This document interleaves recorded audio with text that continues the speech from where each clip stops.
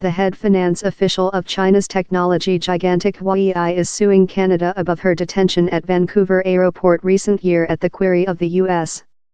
Meng Wanzhou was arrested in December on suspect of scam and violating U.S. sanctions regime on Iran.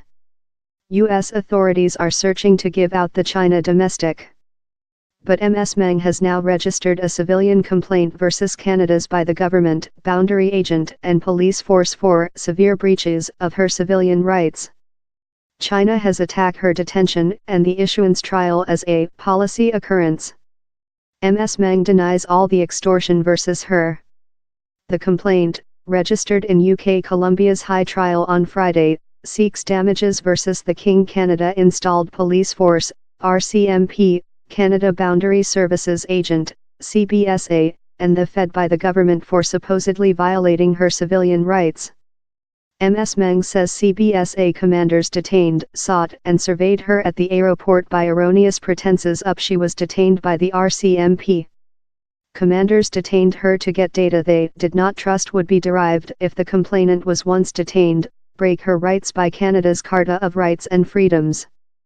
Her arrest was illegal and random, the FIT says, and commanders deliberately unsuccessful to counsel her of the real reasons for her arrest, her order to advise her, and her order to silent.